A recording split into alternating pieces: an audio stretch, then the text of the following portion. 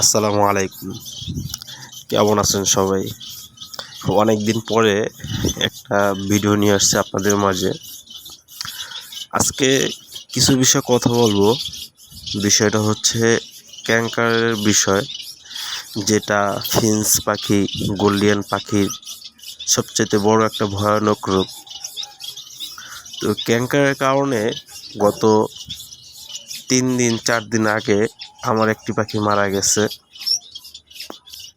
পাখিটা হঠাৎ করে অসুস্থ ছিল, কিন্তু তার শরীরটা খুবই হালকা হয়ে গেছিলো।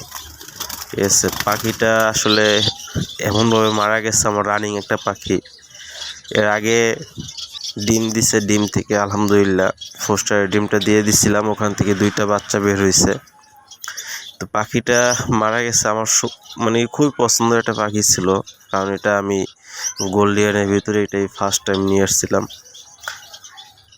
তো ক্যাঙ্কার রোগের জন্য আসলে বর্তমানে চিকিৎসা 2-3টা ধরনের আছে। তার মধ্যে এখন বর্তমানে আমি যে চিকিৎসাটা করতেছি, সেই চিকিৎসা হলো রনিবেট 12% যে মেডিসিনটা আছে, এটা বর্তমানে আমি ব্যবহার করতেছি। রনিবেট 12% মেডিসিনটা খুবই ভালো একটা মেডিসিন। তো আমি ফার্স্ট টাইম এটার মেডিসিনের কোর্সটা করাইতেছি।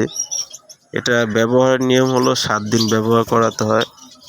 কোর্সটা শুরু করার আগের দিন রাতে আপনার পানির পটগুলো সরাই ফেলতে হবে, এবং পরের দিন সকালে রনিবেট 12% 1 লিটার পানিতে 0.70 গ্রাম এটা দিতে হবে। 1 গ্রামের থেকেও কম।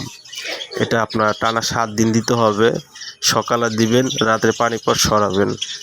এভাবে 7 দিন ব্যবহার করবেন। তো এরপরে টানা 5 দিন প্রোবায়োটিক ব্যবহার করতে হবে। তো আমি এই নিয়ে বিস্তারিত ভিডিও দিব ইনশাল্লাহ। আপনারা অবশ্যই আমার পাশে থাকবেন। যেহেতু আমার নতুন চ্যানেল, ইনশাল্লাহ আস্তে আস্তে আমি যতটুকু জানি আপনাদেরকে জানানোর চেষ্টা করব, কারণ আমি নিজেও শিখতেছি এবং অনেকে আছে নতুন পাখি পালন করতেছে, তাদের জন্য কিছু জানি শিখতে পারে। এই বিষয় নিয়ে ইনশাল্লাহ ভিডিও দিব। আর বাংলাদেশে একটু কমের মধ্যে কোন কোন মেডিসিনটা পাওয়া যায়, ঠিক আছে, ক্যাঙ্কারের জন্য ভালো কাজ করে, এটাও জানাবো ইনশাল্লাহ।